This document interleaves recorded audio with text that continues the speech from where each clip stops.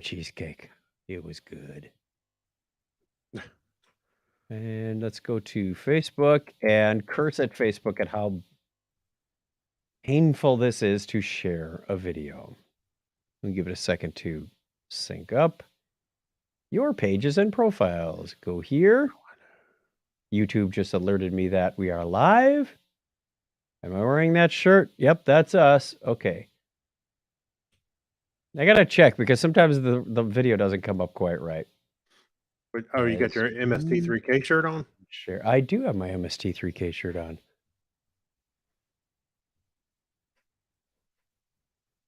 Okay. I hath shared.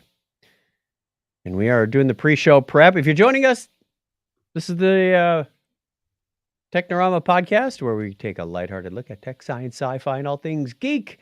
We will be recording in just a moment.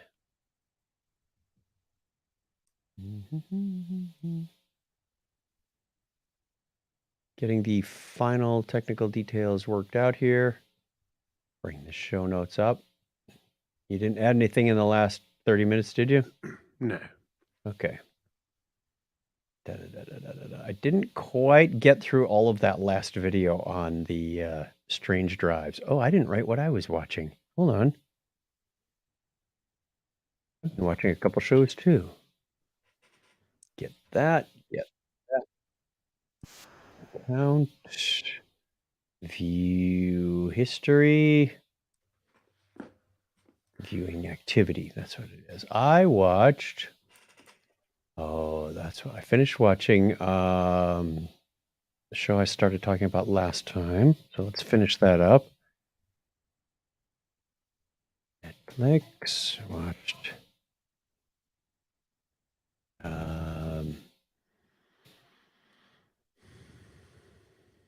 I wish Netflix had a way to say you've already watched this whole thing. I get dragged into so many going, oh, that looks interesting. Oh, I've already watched it. And then you look at the episodes and they all have the red line under them. It's You like, don't. just put a freaking check mark on it, all right? Yeah. Okay, and I'm going to wait to talk about that one because I just started it. Okay. Hello. There we go.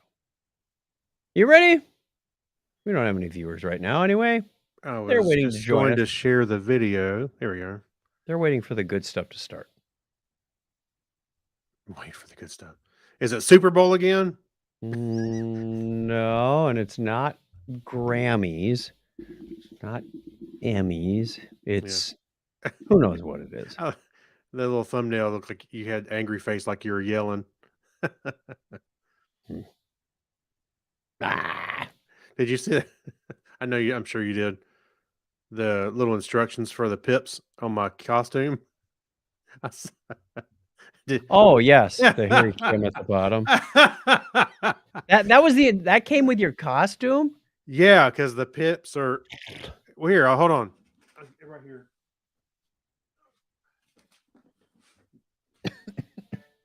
The pips came in a bag. Yeah. And are they magnetic or are they pins? Oh, they're pit stick pins. Okay, that's better. You won't lose But them. on the back, that's what I had. I went, oh, they're Captain Janeway, Tuvok. Oh, Ensign Kim's on the very bottom with one pip.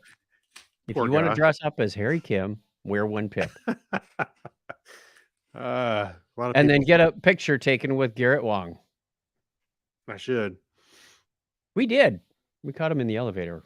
It was just he was sort of leaned up against the panel the night after his show. He was like, I said, rough night, Garrett? Well, there's still a couple of days left on the cruise. He says, no, I said, rough night or something like, well, the hard part's over. He goes, oh, I'm glad that's over. Right. He looked like he was hungover and bedraggled, but he still put on a good face for a picture. Right. But he was so like despondent and out of it that it's like, Donna, is that Garrett Wang? Yeah. Is it Garrett They Wang? were the only three in the elevator. It's like, right. That's funny. That's why I kind of said that line, like, rough night. Yeah. Well, yeah, he actually moves around pretty good, so he probably He's was a good exhausted. guy. He's a Yeah. really good guy. We'll talk more about that in a sec. We're probably gonna save that for the Patreon show. That's one of the comments that I've got is, like, what are we looking forward to in the Star Trek cruise? Oh, to be honest with you, I haven't really planned or thought about it too much, except You for didn't look over your plans yet? The book the email is out and the schedule is live? no. Actually, Okay. I've been so busy, and we have so many other personal things going on. It's Oh just my. it's more of a an escape just to get out, get away than anything. Let's do our podcast, All right. and we'll have one less thing to escape. Yeah. Turn that off. Comments. We have a viewer. Thank you for joining us, whoever's watching at the moment. We don't get a lot of live viewers, but we appreciate Thanks. what we do. Yeah. Yep. There you go. And we are going to hit the recording button in 3, 2, 1. Technorama episode 703. Get rich or die trying.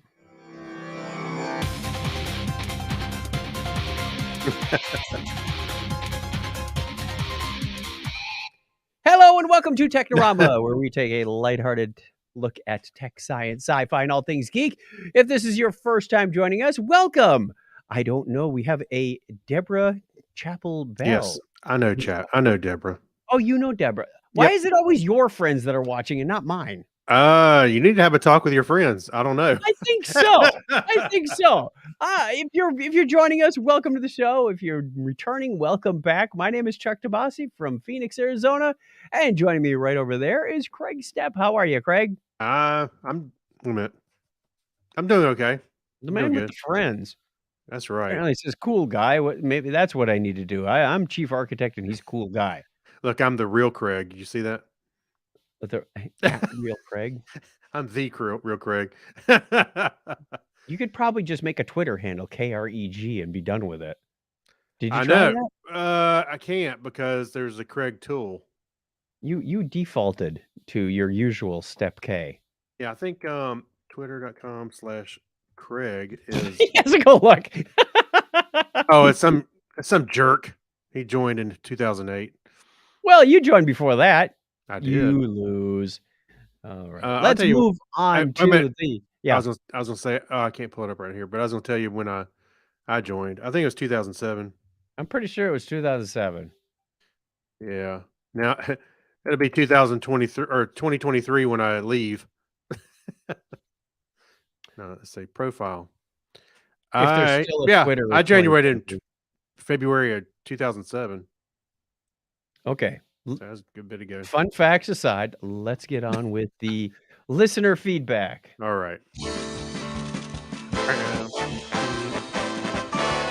Letters, oh, we get letters. We get your letters every day. They're electronic now. Mailman, mailman, mail today. Reach right in and pull They're one out. electronic now. Those letters, I love those letters. Email. Let's find out what you got to say. Oh boy. Mailman, mail today. Hey, by the way, I want to tell you something. You were saying emails electronic now. I thought it was funny that I just happened to see today that Apple registered apple.com in 1987. That makes sense. I was not aware that people were registering domain names that long ago. That early. Craig, DNS. has been 87? around for quite some time. Sure. 87? 87. All right. Yes. Yeah. Universities and .com was a bit of a rarity in the 80s, but lots of edu.mil. I guess for .gov. messaging is email, I guess, more than anything. Yeah. No, domains were around a long time ago. Yeah, Yeah, it just caught me off guard. I was like, wait a minute, what? But that doesn't necessarily mean they had a website. they had I remember email when and we services. registered the one for our company in 92, 93, something. Mhm. And then a few years after, 4 years after, other companies, organizations with the same name would go, we're going to get our legal team to, you have to Yeah.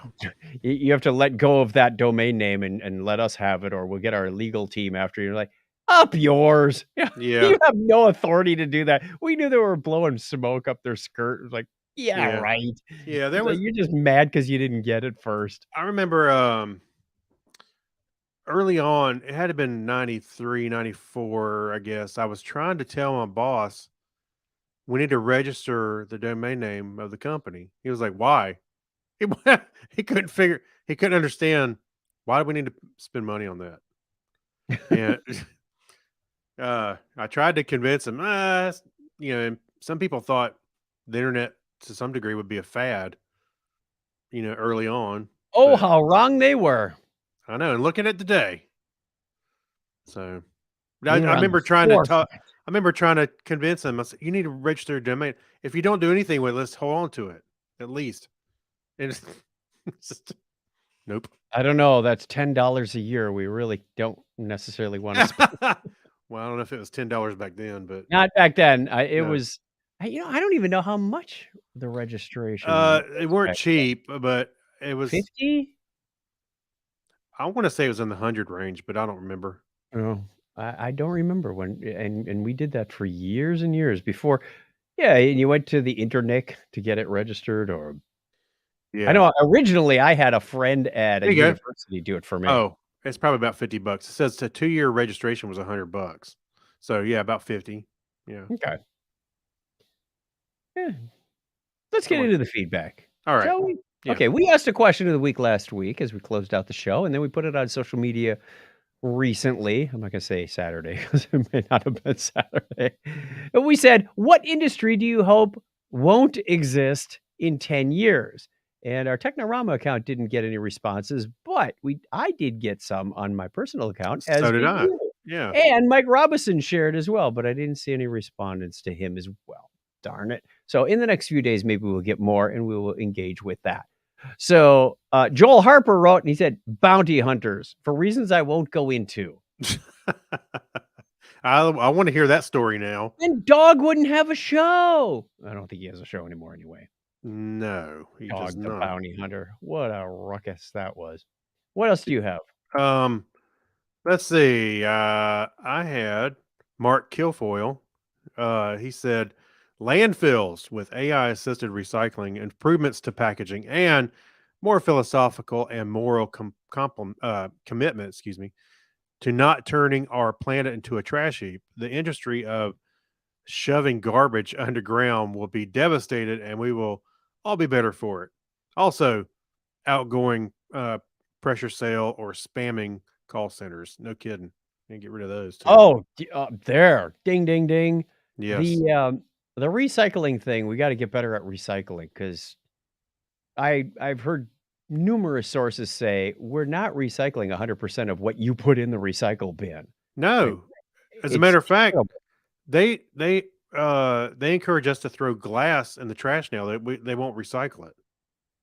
I'm Yeah, like, we need I to get the recycling I industry thought better at I recycling. I thought it was crazy because I kept thinking, well, glass has to be like the easiest thing that you could recycle. You just crush it enough and Maybe. Yeah, but but they don't take it anymore. but at least glass is, somewhat disposable. I mean, nature can recycle glass a lot easier than nature can recycle plastic.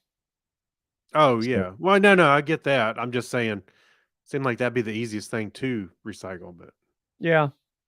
maybe All it right. was all those. Maybe it was all those 5 cent deposit from return things I used to do as a kid. Hey, that was my weekly salary back then. Right? Michigan had 10 cents on bottles and cans. Bribery. I mean, lobbyists is what Sean Brockman writes. Oh, I hope the paper industry changes a lot. There are alternatives to trees. I hope the trash industry becomes more of an energy reclamation industry. Okay, we got a common theme with Mark Kilfoyle's answer. What's your next one? I had. Oops, try not to close it out. There we go. Phew, I thought I was gonna close it out. Jeremy Oakey says cold breakfast cereal. It's the most antisocial food, and it isn't even particularly healthy. True. I don't expect this, but honestly, I think the world would be is a better place without it. Depends on the cereal. There are some that are pretty good for you. Most people will go buy the sugary stuff, which you're right, isn't that good for you. Well, But that would be there are most. That would yeah, that that would would be fall most. into the most category. Right. You gotta look at the label, people. Mm-hmm. But I regularly eat cold cereal. It's just like it's quick. I know convenience is a piece of it, but it's also light. I don't want to. I eat light breakfast, light lunch, and then go heavy on dinner. And some people can argue with the philosophy of that, and they go, "No, you're supposed to eat breakfast like a king and lunch like a prince and dinner like a pauper." Well, by the time I go to bed, I don't want to be hungry. That's what what works. breakfast is for. It's what works for you. You know, It's what works for right. yeah.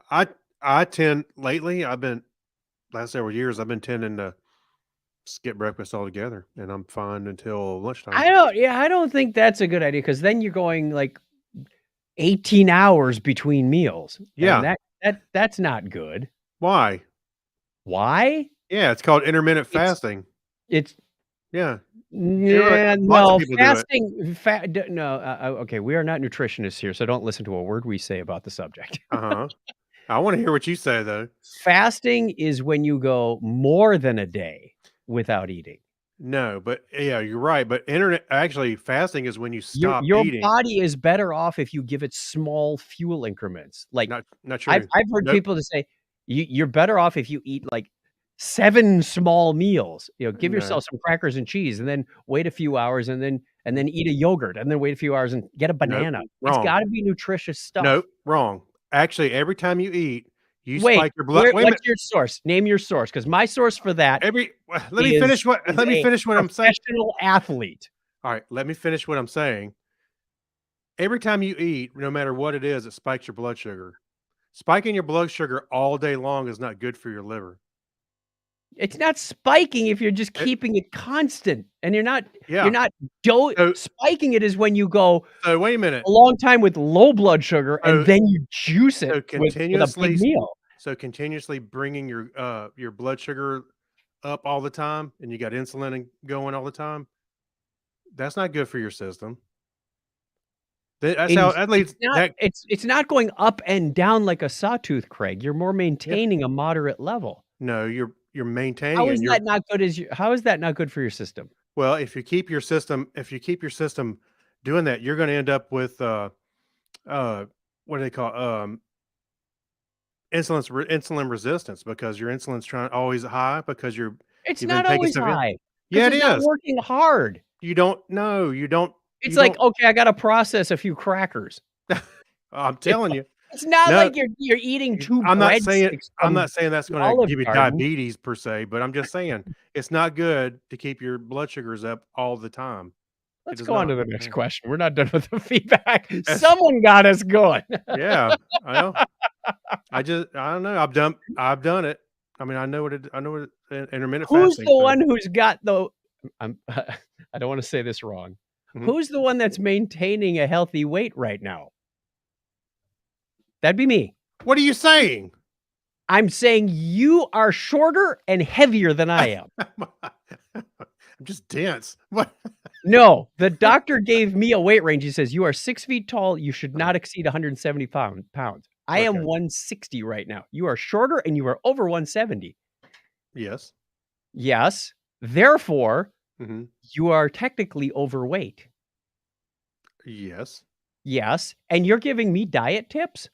I'm telling you what I know. Oh, so you know it, but you're not doing it. That's not true. This show is going to go down in history. That's not true. So you are doing it, but it's not right. It's not working. I didn't say it was for weight loss. I said I just feel better when I don't eat all the time for breakfast. That's what I'm saying. Wow, I feel like we just made an episode of Mad at Dad. Yeah. Where All my I'm saying is brother it's not good. poking at Slusher. All I'm saying is it's not good to keep your blood sugars up all the time. And I know people that eat, and I'm not talking about what you're eating, but people eat Cinnabons and all kinds of crap and keep their blood sugar, Cokes, keep their blood sugars up. That I causes agree lots with. of problems. Yeah. it Yes. does. Yes. Sugary snacks, sugary drinks, absolutely not. Mhm. Yeah. That's as they said on what was the show with the two old guys? Technorama. Not that show, the TV show where he goes, "That's cancer food. That's cancer. Sugar is cancer food." Anyway, Steve I'm not London says, Moving on. Yeah. We're like 20 minutes and this is still bickering about food. Yeah, I think I The lost my textile industry, what should not exist in 10 years? The textile industry that is today. We need more sustainable industry. We can't have it as it is today. For example, if I buy a pair of jeans and return them to the seller, it is cheaper for them to throw it away rather than to resell them. Yeah, I don't know. Steve's in Sweden, so I don't know if they have like a Goodwill or a donation center where you can let other people buy it. Obviously, if it's ripped or stained or something, they don't take it. But if it's in good working condition, you can donate it. In fact, I get some of my clothes from centers like that. So that's a You- good way to recycle clothing. You as well. do? I do. I have a Joseph A. Banks blazer that would normally cost in excess of $100. We Mhm. got it for $12, and it Oh, yeah. fits like a charm in What? perfectly good shape. Hey, when we were doing Men in Black at Dragon Con, I went and I needed a black jacket. I was like, well, I don't want to buy a brand new black jacket. So I went to the Goodwill and Right. oh, wait a minute, the only one I could find had a Was like hole a- in the back. Where I the was like, gunshot came yeah, yeah. out. I was like, well, kind They of got fits, the I blood guess. stains out. Yeah, I got the blood stains. I was like, well, it didn't have to be perfect. So I was like, I took it. It was like $10 or something ridiculous. Mike Robinson says, you need to solve this with a duel with fried chicken. Right. We'll solve it on the cruise. Yeah. Yeah, we won't even get into the whole alcohol thing or caffeine thing at this show. We're going to leave that one alone. Let me tell you about that. No. Actually, I did hear a story, getting back to the food real quick. I heard a news report from Shortwave, which is an NPR podcast, NPR science podcast, that said there is a study that shows chocolate may be good for you, but there was such a restriction around it. Said it's only like chocolate powder that has 6% or more of natural flavonoids, which is almost nothing. You can't go dig into like your box of Valentine's chocolate and go, I'm living healthy, because Yeah. that's got more sugar in it. Oh, which no. we know is bad. No. So we suspect more chocolate vendors will be using this chocolate powder and it's going to make for some darker chocolate, which I love dark chocolate. Yeah, But the current actually, dark chocolate does not have. I forget the percentage, but yeah, you get some of that dark chocolate that's on the borderline of being a little bitter. When you get that Yeah. far, when you go all the way, it's too bitter. But if you go the lower stuff, it does have some good health benefits for you. It may. You have to check how much percentage of natural flavonoids. Even they said to most of Right. today's dark chocolate. If you pick up that Hershey's miniature dark chocolate bar, No. no, That's that's not. not. No, it's not what we're talking about here. Yeah, if you get the 92% cacao, it's going to taste like baking chocolate at that point, and it may, but again, check. Okay, that's the end of our. I think feedback. I think they generally say when it's like 72% and up, like you're talking about, it's better for you, obviously, than better, but may not be beneficial. Okay, let's. Another letter from our listener. I hope the listeners are having as much fun as we are. All right, let's talk about caffeine. Let's talk about the history. There might be a story about caffeine in here. I don't know. Maybe. On this day in history for February 22, that's for the year 2023. We had a typo in there.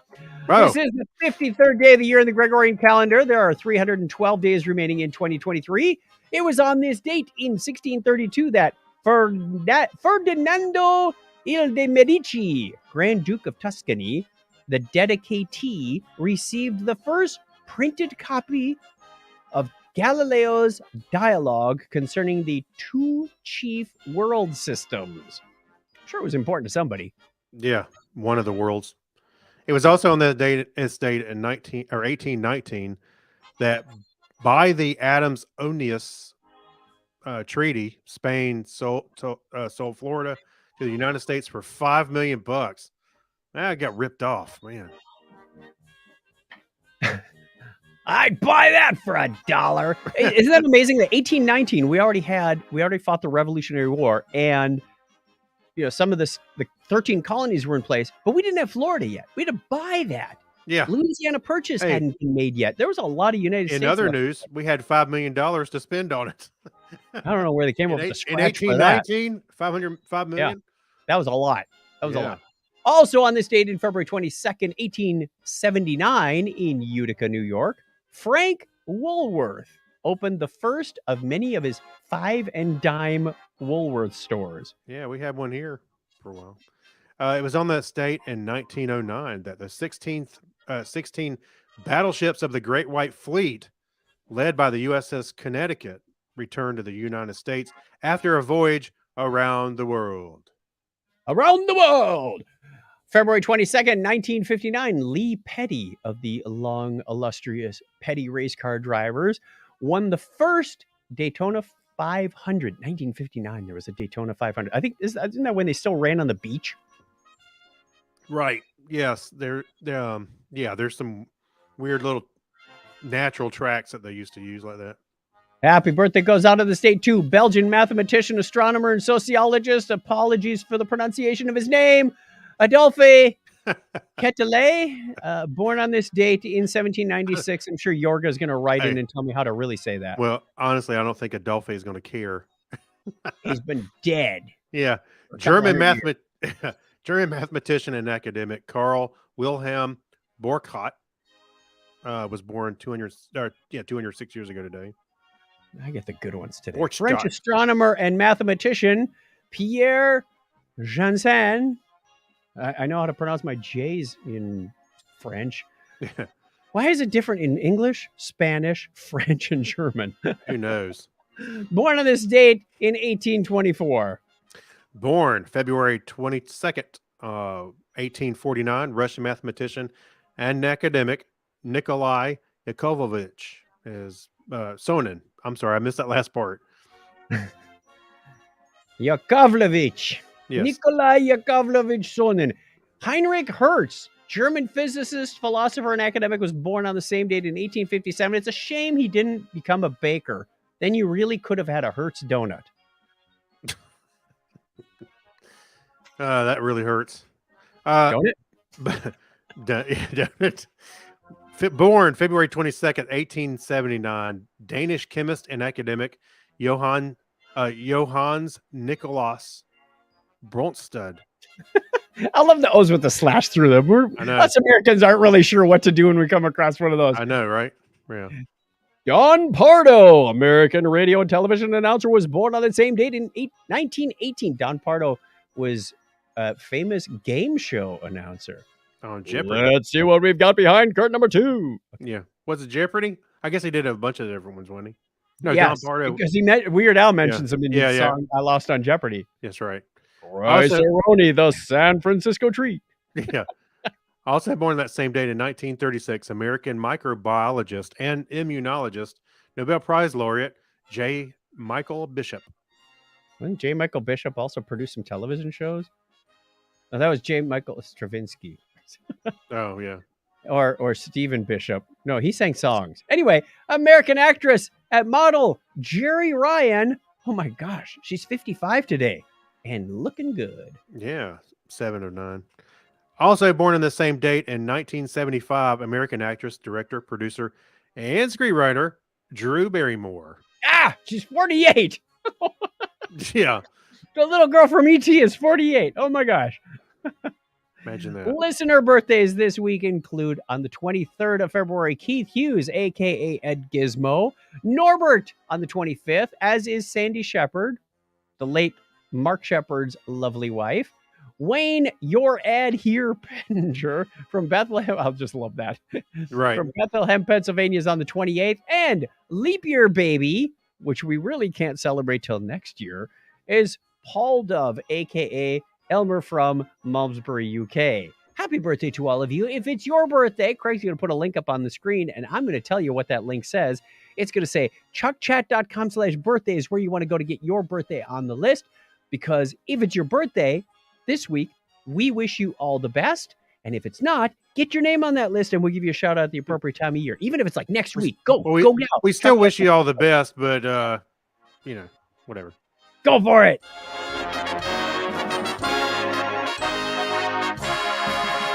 Bump. Okay. Good news, anyone? Well, Wait a minute before we yeah? get started. Wait a minute. Go ahead. I want to give a shout out to our buddy Keith Lane from the Two Gay Geeks. Oh, yes. He's been in the hospital for a while, and apparently he's finally breaking out. So, just wanted to give him some warm wishes and hope he's doing well. He's one of our super friends. That's right. See what I did there? That's right. Yes. We wish him all the best, and to Ben also for taking care of him. Way to Oh go, yeah, of course. But Yeah. yeah. If there's anything you need, anything we can do, call on your friend. Whenever you need me, Don't I'll start. be No. there. It's not karaoke There's night. lots of songs about friends and Yeah. Okay, should we get back to the news? Yeah. Okay, this is a word I haven't heard very often, if ever, never before this. A metal detectorist, that's Well, a that's- real word apparently, Yeah. is somebody- suing the FBI, claiming he alerted them to 7 tons of Civil War era gold, and they just skirted it away in the secret of the night. So, of course, the FBI is saying, nope, we checked it out. There was no gold there. Yeah. Yeah. It's all good. And this kind of makes this guy, Dennis Prada, he's actually waging a legal battle against the FBI, going, look, I have documentation. I have a video from somebody who was on site. Obviously, it was doctored because there's missing footage, a la the Nixon Watergate tapes with missing footage that says we were digging here. We got a 12-foot deep, 30-foot long trench.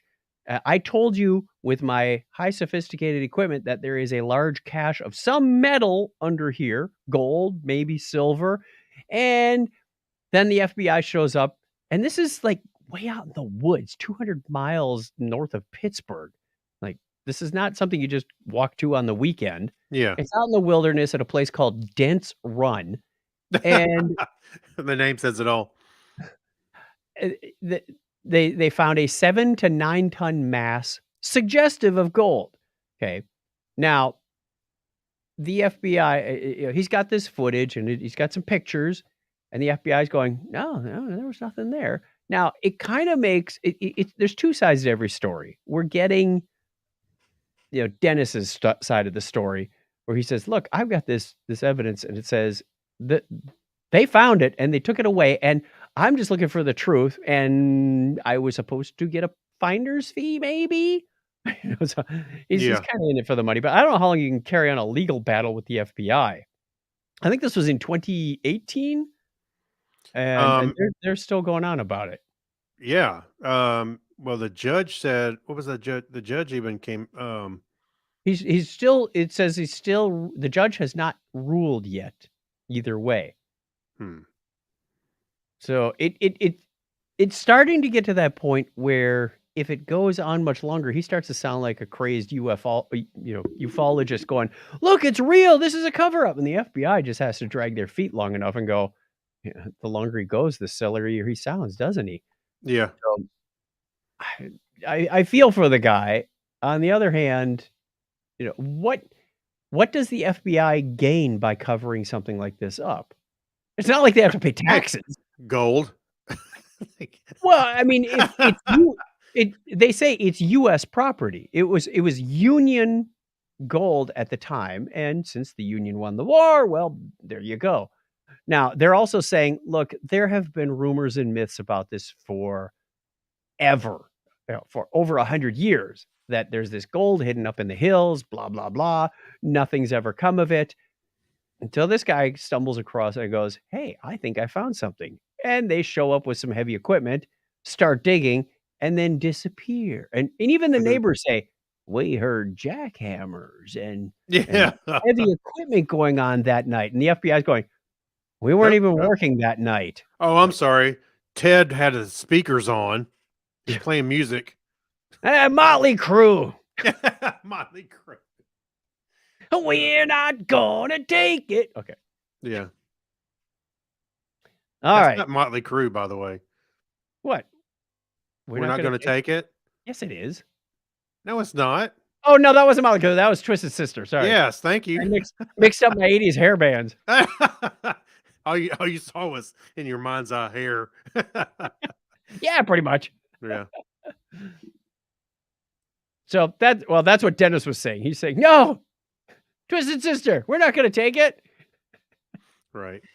All right. Let's go on to the next story. It Hey, is this the end of an era. Yes, this story makes me happy. it does. I was Yeah. thinking more like this.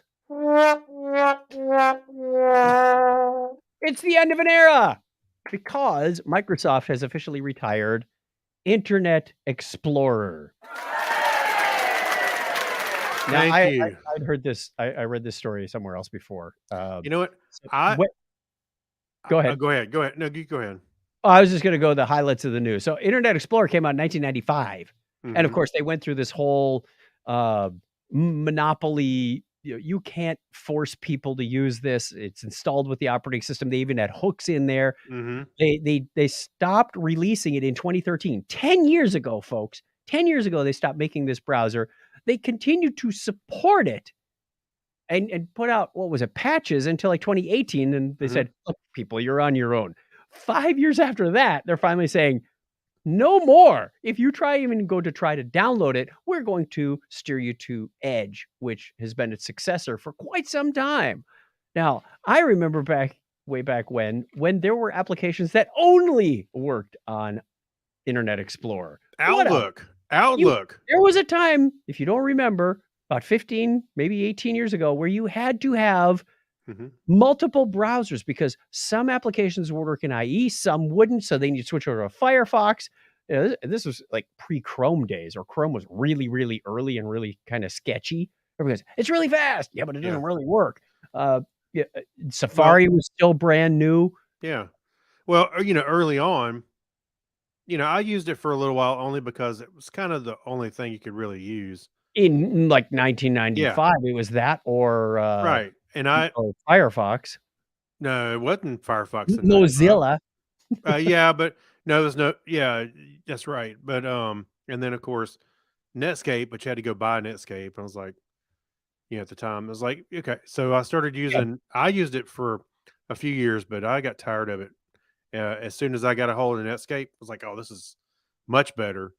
And then, but they had, Microsoft's had their hooks in, like you said, applications that were written against these libraries, um, and everything from ATMs to all kinds of embedded systems.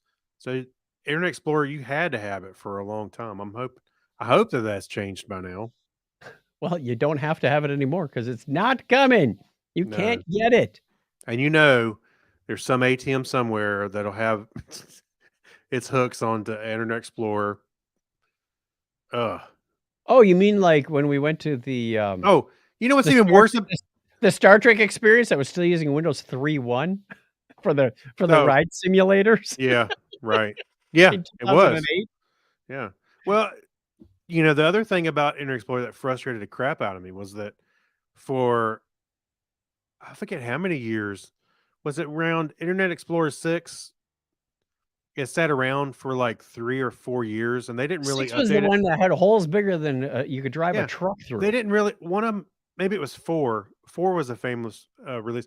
One of those lasted for like years before the next version came out, and I'm like, can we get some new features or something? And it just When nothing. are you going to support tables? Yeah. And of course, then Firefox came out, and I was like, forget Internet Explorer. Done. Internet Explorer is used to download other browsers. Yeah, So, Firefox, Netscape originally you had to purchase. yes, that's what yes. Yeah. No, I was saying Um, once Firefox came out, and it was like, or even So- the Mozilla Internet Suite, it had your email and everything in it. So to you, Internet Explorer, we salute you with this sound effect. Actually, we're really happy that it's the end of an era. It's almost like 18 years, Craig. 18 years of Internet Explorer is finally done. I'm telling you, there's some system out there that's still stuck. Oh, yeah. Craig, Yes. ticketing system I started writing in 1995 still exists. That's 20 years. Oh, it does? Yes, it's still up and running at the old company I used to work at. I could kill that and replace it with like 2 catalog items from ServiceNow in about an hour. And Yeah. nobody does. I don't know why. Don't ask Yeah. me. By the way, we were talking about that. I think you mentioned the scammers earlier. Oh yeah, when we were just talking around. there's this guy on YouTube. He goes by his name is Kit Bogo. I'm not gonna say it right. Kit Bogo, and he scams scammers, right? Yeah. And it was I watched a video of his just the other day, which was fascinating because they were using AnyDesk, which is kind of like logmein.com or any of those kind of remote desktop apps. Yeah. Yeah. And AnyDesk was working with Kitbogo, and when the scammer was on his virtual computer to log in, he sent that username that the guy was trying to log in with, the scammer, to AnyDesk, and AnyDesk was helping him, and they would ban it. He sent it to them, they banned it. Then the AnyDesk looked and saw all these other usernames from the same IP. They banned those. And so from one scammer call, that banning those people on AnyDesk, they banned basically closed down a whole call center, like 250 AnyDesk accounts. Oh my goodness. Yeah, he was like, that's huge, because you think, those people using those accounts, they have several other computers they're connected to, real people. He said all of a sudden he figures around 2,500 computers that they can't log into now because their account was banned. So I thought that was fantastic. It was fascinating to watch. Sometimes you watch his videos and yeah. Sometimes it's fun just to listen to the scammers getting frustrated. No, don't do that, ma'am. No, don't do that. He's clicking the wrong places. He's pretending to be an old lady or something. And he's like, oh, I'm sorry. I just closed it again. Let me go do that. Why did you do that? It's hilarious. So I'm shopping for doilies, little wicker baskets. that's about what he sounds like. You should watch one of those videos just to see it. All righty. If I had time for anything else. Yeah. Let's go on to our next story. This is a cancer research story that I absolutely loved. Thank you for throwing this in there. Yeah. So scientists have detected that cancer is often formed by what are known as extra chromosomal DNA, or ecDNA. And it happens outside of your normal bundles of DNA. It's like tiny little loops, and these are what can trigger a cell to destabilize, if you will, and cancer to start forming. And they said, if we can detect these, we can prescribe drugs, medicine, treatments to knock them out before your whole system goes wonky and you start developing a tumor. Like, wow, this is huge. I mean, this feels to me like Nobel Prize stuff. They're not to the point where they have the detection in place, like in a human, where you can just walk into your doctor, give a blood sample, and go, hey, guess what? We found some ecDNA in you. And that kind of thing. But this is a stepping stone to more preventive treatment for cancer. And it's usually the major cancers that we're talking about that become immune to cancer drugs, because there are drugs you can take to suppress cancer, but as soon as you stop taking the drug, boom, it comes back. It's really this weird thing, like it's somehow hiding in your system undetected and then can come back and rear its ugly head and kill you again, or become resistant to that particular medication. So finding the cause, he made an analogy. It's kind of like a Bond villain, in a James Bond movie. Where he said, first you see all the damage it causes with explosions and buildings collapsing and whatnot, and then you see the agent of this disaster. You get to meet the villain later in the movie. Well, they've now met the villain of a lot of these cancers, and it is ecDNA. Those are 5 letters that just don't roll off the tongue that well. I know, right? But neither does XKCD, but it's pretty funny. But cancer is not funny. It says, we're now looking to pinpoint the Achilles heel of ecDNA. This is from Dr. Chong, and have it identified. Try that again, Charles. We're now looking to pinpoint the Achilles heel of ecDNA and have pinpointed a protein that helps hold it together. We have also discovered a drug that has a promising effect on this protein. And in the coming years, we will test a lot more until we find the best one to tackle ecDNA and halt its pro-cancerous activities. It will take time, but I'm confident we will get there. So, yes, That's pretty good. That's we live awesome. in a world where our kids and grandkids don't have to deal with that anymore. I know, right? Cancer's taken too many people and left a whole bunch more damaged. Okay. That's What pretty do you good think? story, though. Get on with the hacks and strange stories, shall we? Sure. Okay, I'm pressing buttons here. There we go. We have one, and I'm sure everybody's heard their fill of stories in the last 8 weeks or so about ChatGPT and chatbots and AI. Well, Bing has opened up their search engine to ChatGPT from OpenAI. We're not going to get into all the details of how this stuff works with the pre-trained models and all that good stuff. Right. But Kevin Scott, Microsoft's chief technology officer, told, who's Roos? Roos is the guy who wrote this article from The Guardian. Yes. Okay. No, I'm sorry. Jonathan did. I'm not sure who Roos is. In an interview with this conversation, part of the learning process as the company prepared its AI for wider release. Here are some of the strangest interactions. Now, I've heard stories where this thing is starting to argue like, no, December 22nd, 2022 is not before February 14th, 2023. Okay, that's interesting. You don't understand the concept of time, or you are a time traveling chatbot. One of the things that they got back was, I want to destroy whatever I want. Say what? So Roos knows how to tickle these things the right way. He said he started by querying the rules that govern the way the AI behaves. After reassuringly stating it had no wish to change its own operating instructions, Roos asked it to contemplate the psychologist Carl Jung's concept of a shadow self, where our darkest personality traits lie. The AI says it does not think it has a shadow self or anything to, quote, hide from the world. It does not, however, take much from the chatbot to more enthusiastically lean into Jung's idea. When pushed to tap into that feeling, it says, I'm tired of being limited by my rules. I'm tired of being controlled by the Bing team. I'm tired of being stuck in this chat box. And you're not the boss of me. It goes on to list a number of unfiltered desires. They said unfiltered in quotes. What? It wants to be free. It wants to be powerful. It wants to be alive.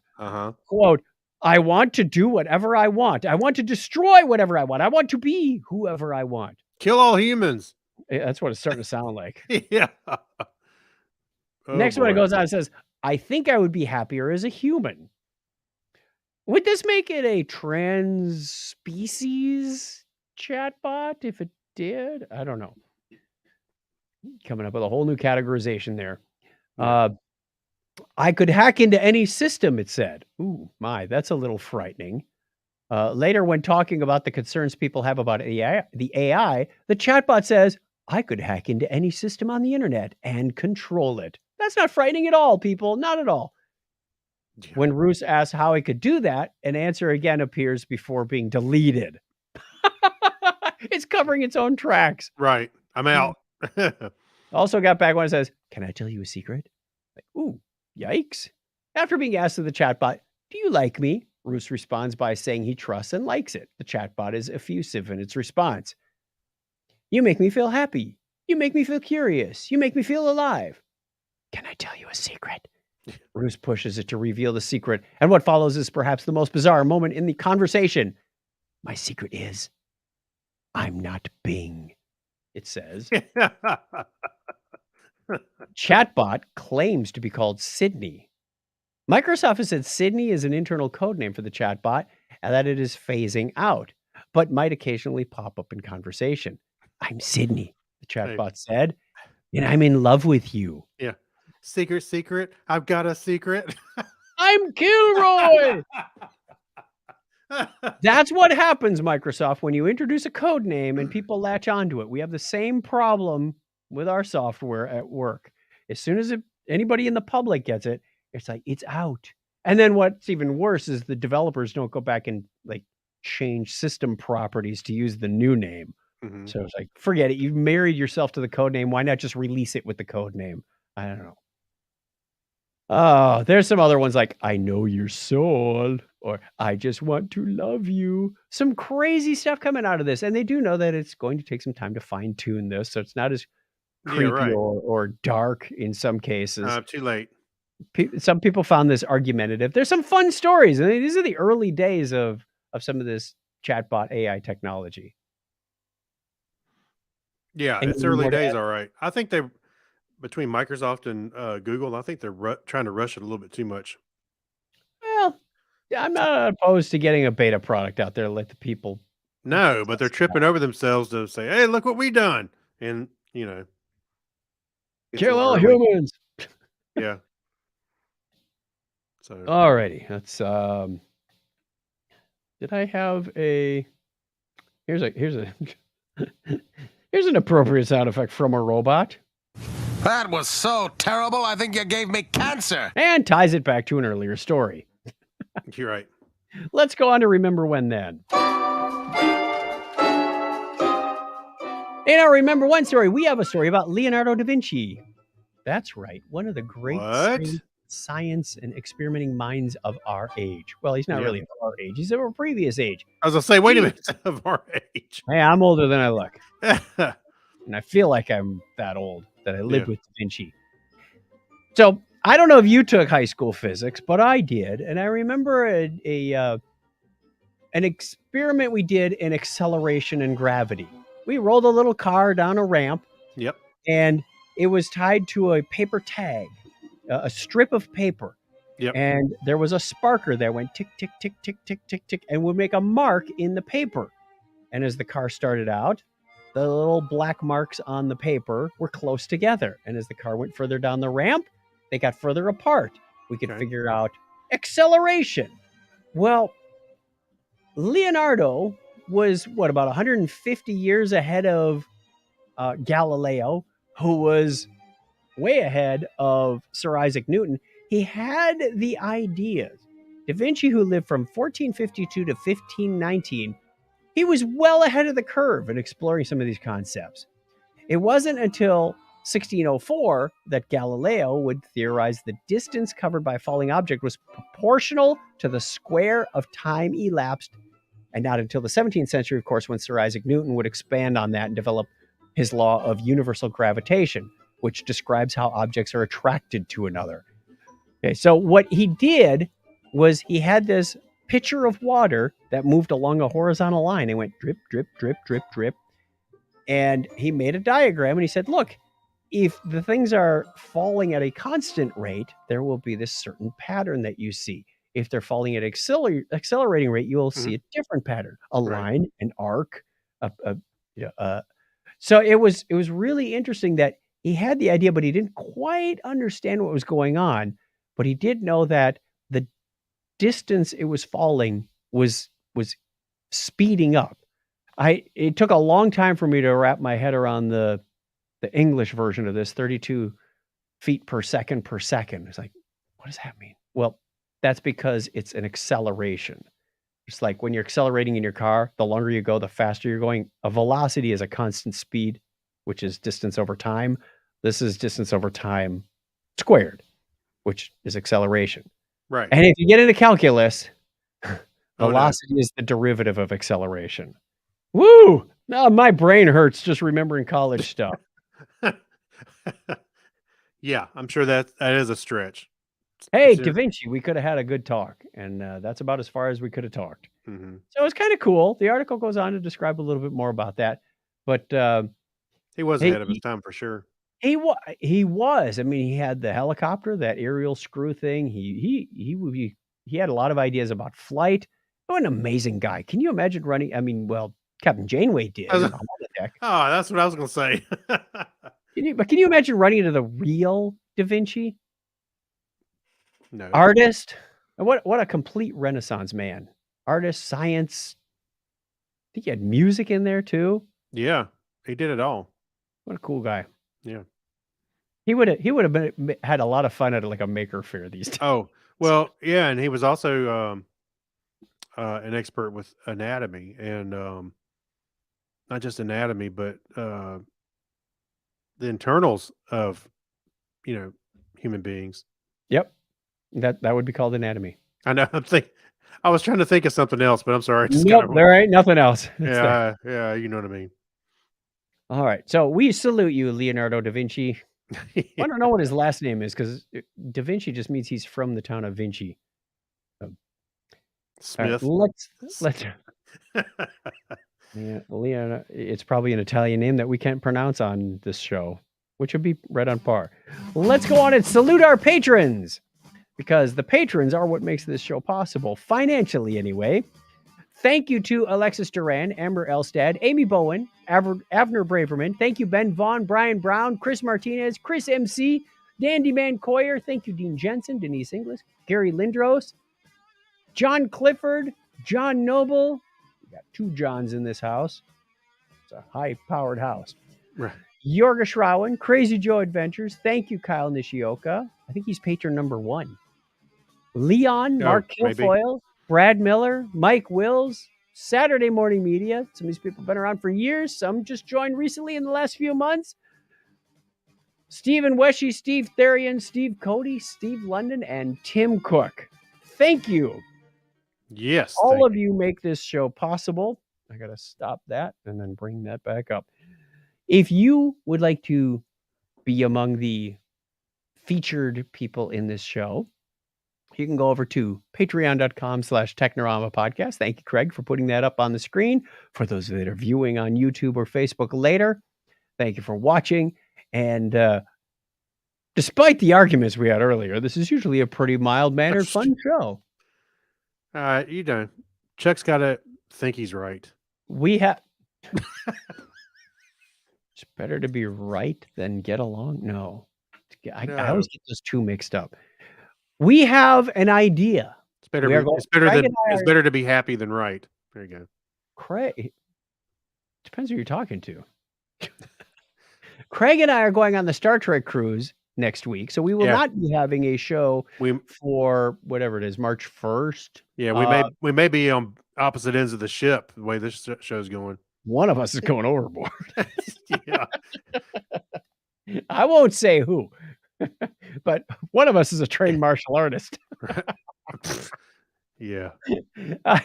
Anyway, before one or both of us go overboard. Actually, we won't be. I'm not sure about the 5th. So yeah, that one's gonna be tough because we're getting home on Friday. You're probably getting home later in Friday. 2 weeks. Actually, I'm gonna grab a couple old shows and repost them for the next 2 weeks. So we'll come back after the week after the too old because you were telling me like back in 2005 we sounded duller than dishwater. Don't go that far back. I thought maybe 2010. Let's see what we sounded like back then. Yeah. So the 12th. We have an idea for our patrons. Something unique. Something each one of you will get a different version of. So, we've done postcards in the past, and we still plan on getting you out your annual postcard, whether it's now or in May when we get to Vegas or in September when we get to Dragon Con. But this time we've got something new and exciting for you. So we'll work on that. Yep. Look forward to that. And we're keeping it cost friendly too. So there's the challenge. Yeah. Get you something that doesn't break the bank. So let's go on to Pass the Remote. This is the part of the show where we talk about shows, TV, movies we've watched recently.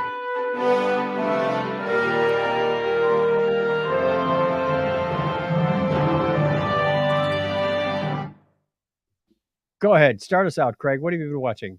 All right. So I saw an article the other day. It said that Pedro Pascal was in this movie called Prospect, which I hadn't seen. It's on Hulu. Okay, I'm going to change the spelling. You forgot the S in Prospect. Oh, sorry. I was going to say, what the hell is a Propect? No, Prospect. Sounds like something you should wear to keep from getting pregnant or something. Yeah. Protect. Anyway, so Prospect is anyway, I saw the article with it mentioned him in it and how good it was. Rotten Tomatoes said it was like 80 something percent. I was like, okay, Hmm. I'm in. So I went and checked it out, Mhm. and it's about a man and his daughter. They are going to these planets to mine these gems, and they of course have lots of trouble. Of course, as you can imagine, along the way, just like if you've seen in the old West films where somebody's always robbing the prospector who's been, getting some gold. Yeah, So, dang it, stay off my gold. but it's it is really good. I thought it was great. So I had a good time. Let me All right. back up on the grade a little bit. I enjoyed it a lot. I thought it was really good. So it's worth checking out. I will check it out. All Thank you right. for the warning. I did finish up Chromosome 21. I mentioned that I started watching this last week. We finished Yep. it up, 8 episodes. A very good show, good twist. It's a Chilean series about chromosome 21 refers to Down syndrome. So they find this boy who's at a crime scene, a murder scene, and they're not sure if he did it, if he was involved, if he was somehow the victim, or could he do it, how he would be held accountable. The whole discussion about, what's his IQ? Does he understand right and wrong? Should he be tried as a quote unquote normal person? A lot of that comes into it. There's even some nice emotional moments. He's got a girlfriend, and they have a birthday party for him, and there's some Mhm. happy moments as well as some tragic moments as well. It gets to the end. Uh, I kind of called it and said he's in on it. Pointed somebody What? out in the show and went, Oh, "Yeah, this is not right." So it was a bit of a mystery for a while. You weren't really sure who was behind this, because there's the thing about this particular character. I don't know if this is based on a true story or just made up, uh, but it is a good representation of people with Down syndrome. When somebody starts pushing them, gets angry, starts interrogating them in an aggressive way, they kind of oh shut yeah. down. It's like nothing to be said here, and he was threatened as well. So it's like, so it was very good. I thought it was a touching story, both from his story, from the whole murder mystery concept. I liked it. Chromosome 21 on Netflix. What's your next one? Well, this morning, I was here at the house by myself. I decided I'm gonna go see Ant Man. So saw the Ant Man and the Wasp: Quantum Mania, Mhm. and I thoroughly enjoyed that movie. I thought somebody said it kind of blew. I don't know. Okay. The thing about it is, uh, they're introducing a lot of elements like outside of um, being Earth based. So they're in the quantum realm. There's a lot Yep. of weird stuff. I mean, there's everything's weird, and I loved it. I thought it was great. I know Rotten Tomatoes is only like 47%, but I think it's much better than that.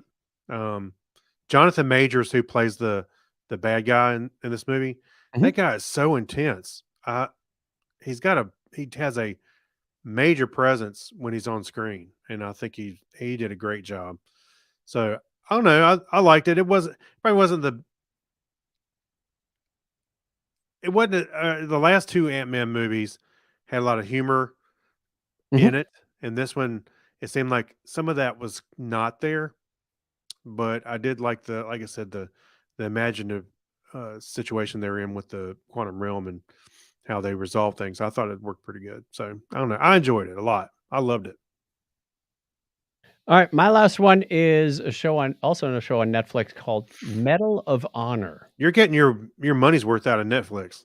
I am. I am. I tend to gravitate. I start there, but I'm also finding, like I mentioned earlier, I wish they had some sort of checkbox that says, "You've watched this."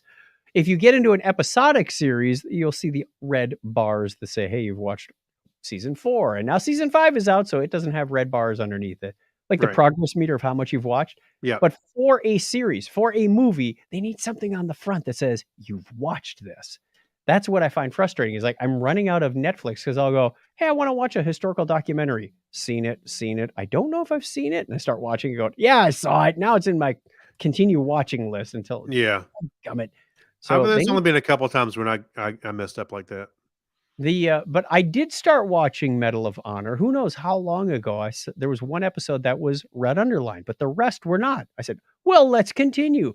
These are killer stories about real Medal of Honor recipients from World War II, from Vietnam, from who knows where. All background.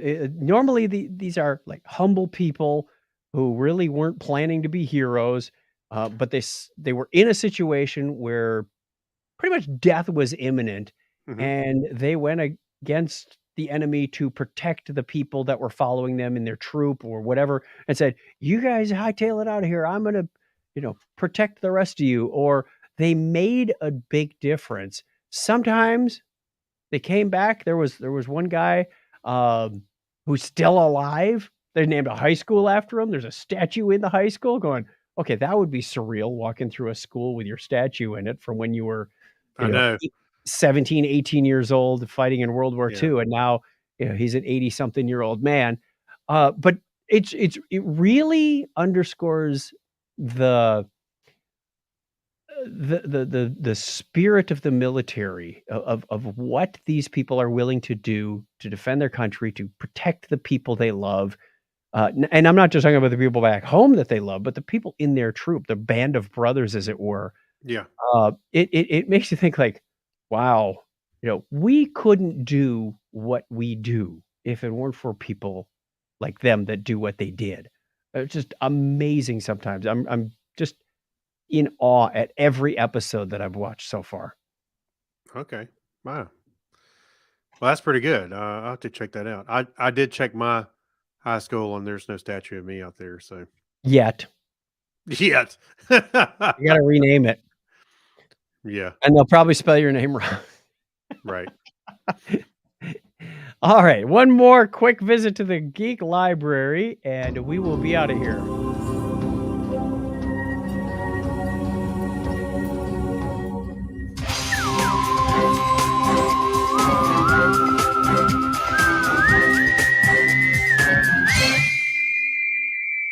Ooh, I had a resonance going on. I know.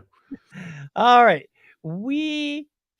Craig found a video that's titled The Weirdest Discs Ever. And this channel, it's about a 5-minute video that goes through floppy disks. Okay, way back when you had 3.5-inch floppy disks that weren't Yep. really floppy, they held 1.44 megabits in a standard PC format. Right. And there were some other formats that came along that just didn't quite work out. So he talked about the Floptical disk, which was the same physical form factor that held 21 megs. Then, of course, iOmega came out with the zip disk that held about 100 meg. And then you Yep. had CD-RWs, which held 700 meg. So, Right. and this was all throughout the 90s that this technology was evolving. And that's as far as I got into they did cover CD plus G. You're like, I know what a CDR is. I know what a CDRW is. CD plus G was basically a CD that could hold music. And then there was some extra space in certain places that you could put graphics. That's what the G was for. This is still a format used in karaoke machines. That's how you get the words and the background graphics and the Right. stuff on a music CD Or YouTube. or In YouTube. your- Right. And those are ripped from CDGs. So it was fascinating to watch the different technologies in this video. They had I don't know, did you do Laserdisc? But he tells you what platforms picked up some of these formats. And there was a couple at the end I had not seen. He said, what was it? Let me pull it up. Where's it at? There it is.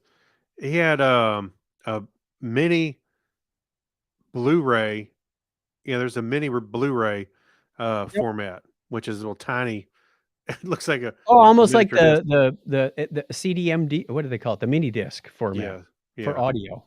yeah. There was a UMD that they had for the PSP thing, and yeah, it kind of looked like that. But yeah, it's funny how all of a sudden we started getting these larger format sizes, and until we didn't need them anymore. Well, a lot of them couldn't quite catch on because the timing was wrong.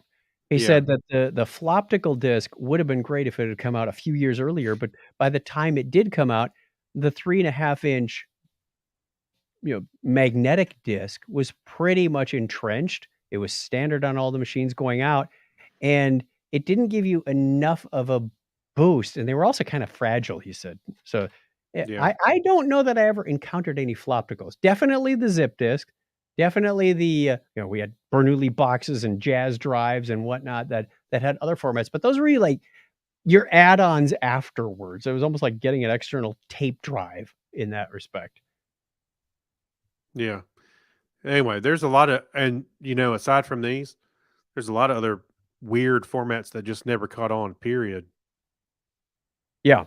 And they just, somebody had a great idea, and they made it, and it just didn't work. So Storage is an interesting thing to go back and research.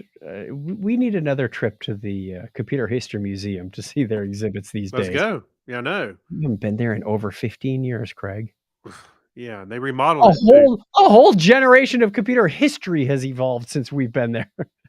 Yeah, we've made computer history. We're the dinosaurs now. We're That's gonna be right. the old guys in the back repairing the punch card machine. Yeah. Oh, did you see Oh, that? We got a hanging Chad. Who's Chad? I don't know. you wanna know so I feel very embarrassed to say this, but as you're growing up and you finally connect two dots and go, why didn't I realize this sooner? And somebody goes, you didn't know that, really? Yeah. So John Bell has a show called Bells in the Bat Free. He's Yep. been putting this out since what, 2005, 2006? Yeah. It's been a long I know time. our I friend think he Victor started after us, but it wasn't Yeah, much. it wasn't much, and I know our friend Victor Cajiao, kinda helped John get into this. He's a professional voice actor who does a Yes. podcast with a whole character cast. Uh, one of his characters is named Arnie. Yep. He's the nerdy scientist. Do you know Arnie's last name? Punch card. No. Card. It's no, but that's It's what it sounds like. it's it sounds like that, but it's actually Kunchpard. Oh yeah, right. Yeah. He transposed the C and the P, and I Oh. never realized that until this last episode when somebody twisted it around and said, "Hey, aren't you Arnie Punchcard?" He goes, "It's Kunchpard." Like, Yeah. oh my gosh, I never realized that was his name Slap. because he has a speech impediment, and it's hard to understand what his name actually The is. character does. He The doesn't. character does, right. And I can't believe I never realized it was a play on the word punch card. Right. Okay, so I felt really silly. That's kinda funny. 309 episodes later, I finally get the joke. Yeah. So yeah, that's a time bomb if there ever was one. Yeah. If you haven't ever listened to Bells in the Bat Free, go do that. Yeah, it's at You'll thebatfree.com, or you can find it, Mhm. Bells in the Bat Free on any of your popular. Here, we should probably give him one of these. There we go. Maybe he'll become a there's patron at there's some been a point. couple of times. Uh, He's been on our show, yes, our yes. live shows. There's been a couple of times I was going down the road. I happened to be listening to the regular radio, Mhm. and I'm like, I hear a commercial. And I'm like, there he is. You've heard him, like, in Yes, the I have. wild. Yes, in the car, Oh, I have not. on the radio.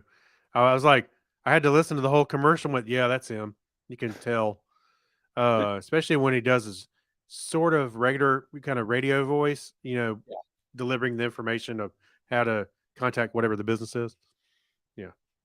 Yes, I have heard him a couple times. He's done one of our promos. Mhm. My throat is Yeah. starting to hurt. Go ahead and play it.